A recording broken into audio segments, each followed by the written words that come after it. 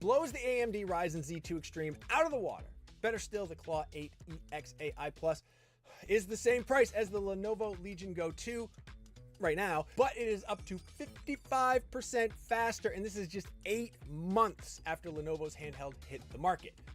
This is a gorgeous LCD panel that gets super bright with excellent color accuracy. However, at a whopping $1,799. Oh, that's hard to swallow. I still want an OLED panel if I'm going to be paying that much. Is that too much to ask?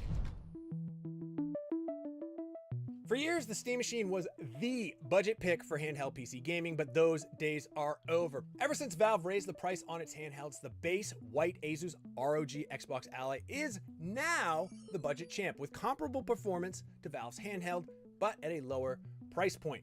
The downside being it still comes with Windows, which does hold it back a bit, but you can always toss Bazzite or SteamOS on there instead.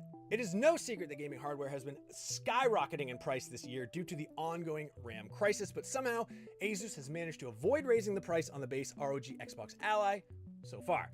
It's still a $599 handheld, which seemed steep when it first came out, but after the Steam Deck went up in price earlier this year, it seems like a bargain now. But like with any budget option, there's going to be some compromises. In testing, the Xbox Ally was drastically slower than handhelds with the Z2 Extreme processor.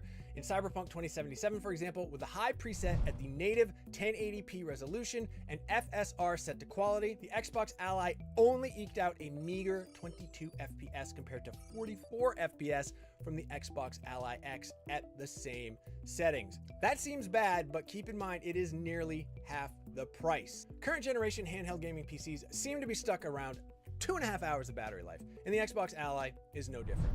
Playing Cyberpunk 2077 at its default power profile of 15 watts will give you about 2.5 hours of gameplay before it shuts down. It would have been nice if Asus could have used the same 80 watt-hour battery it stuck in the Xbox Ally X, if only to stretch the battery a bit more, but hey, that probably would have raised the price a little bit. Another tick in the Ally's favor is it's probably the most comfortable gaming handheld to actually hold and play. And because of the less powerful hardware, the white Xbox Ally actually gets an edge because it's a bit lighter, which means less wrist strain over long gaming sessions.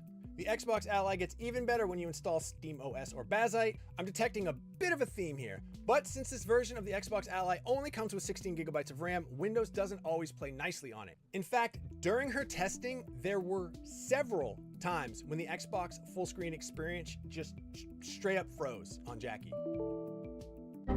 Is it even possible to Control Alt Delete on a gaming handheld? I'm genuinely curious. I don't know if you can do that. Basically, if you have the technical chops, I would recommend installing Bazzite or SteamOS just to get past Microsoft's glitchy OS. There you have it. While the world of handheld gaming PCs continues to grow in both possibilities and in price, these are our picks for the best of the best. If you have a chunk of money laying around and you want to take your PC gaming on the go, definitely consider picking up one of these recommended machines. And while you're at it, check out our video on how you can build your very own DIY Steam machine. For everything else, keep it right here on IGN.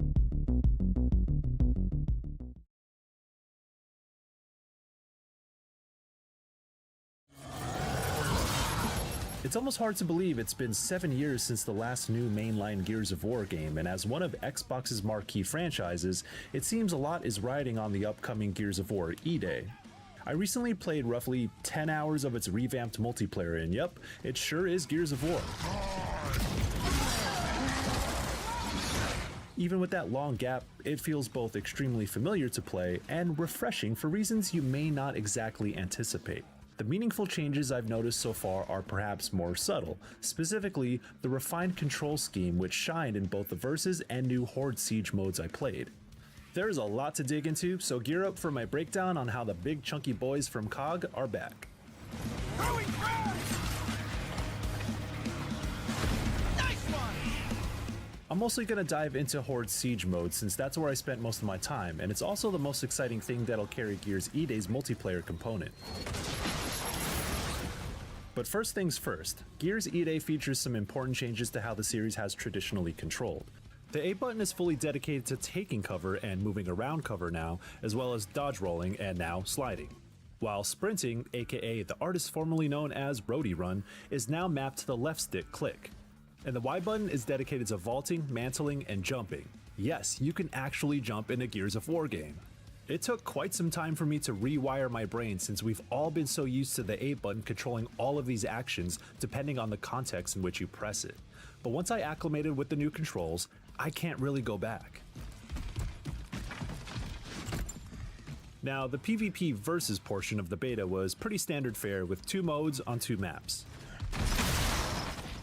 Team Deathmatch works like it usually does in Gears games, where 2 teams of 4, COG versus Locust, have 15 cumulative lives to live, and once a team hits 0, their respawn gets disabled as each player gets 1 more life before elimination in that round. Conquest is the normal control point style mode where 2 teams battle for marked territory that moves across the map, as each point gets held down until one team holds it for long enough. The 2 maps in the beta, Market and Outpost, reflect the traditional symmetrical map design with close quarter shootouts dictated by lanes, sightlines, and cover spots to take advantage of and flank your opponents.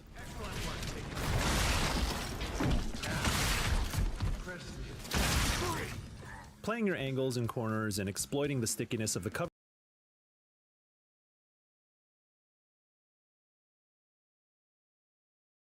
sprint, then go into a slide as you hip fire a Nasher into opponents before dodge rolling out of danger.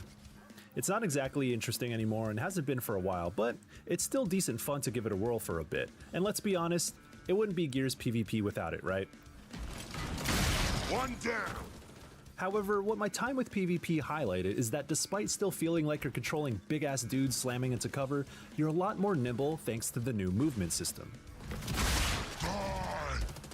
I could pop in and out of cover quicker, vault over cover spots easily, and get into a sprint without much friction, loosening up the flow of Gears without losing its identity. Whereas before, I found myself fighting the control scheme itself where the A button would too often not do the thing I intended to do, especially in tense firefights and panic-induced situations where split-second decisions matter. There's also a little more emphasis on verticality since you have a dedicated jump and mantle action with the Y button. It may not sound like much, but in a game that's all about positioning and angles, it adds a dimension to the Gears combat formula for both what you can do as a player and how maps are generally designed when they don't have to be as flat.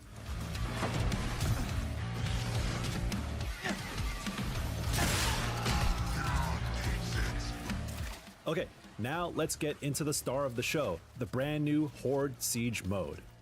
The series pioneered the wave-based PvE multiplayer formula with its Horde mode back in Gears of War 2, and it's been a staple ever since.